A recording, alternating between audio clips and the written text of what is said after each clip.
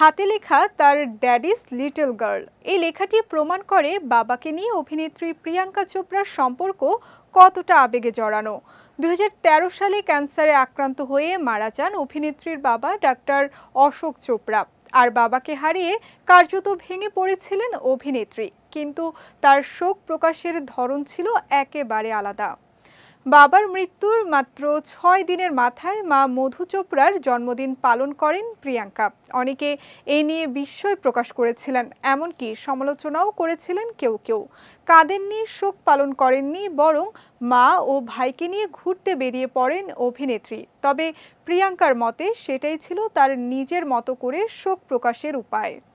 এক সাক্ষাৎকারে প্রিয়াঙ্কা জানান, বাবার মৃত্যুর পর তার পরিবারে নেমে আসে নিস্তব্ধতা। মা মধু চোপড়া নিজের কষ্ট ছেলেমেয়েদের সামনে প্রকাশ করেননি।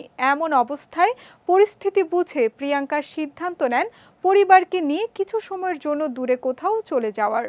অভিনেত্রী তার মাকে ও ভাইকে নিয়ে চলে যান ব্রিটেনের একটি নির্জন দ্বীপে। প্রথম কয়েকদিন কেউ কারোর সঙ্গে খুব একটা কথা বলেননি, কিন্তু ধীরে ধীরে কথোপকথন শুরু হয়, একে অপরের সাথে খোলামেলা আবেগ প্রকাশও করেন।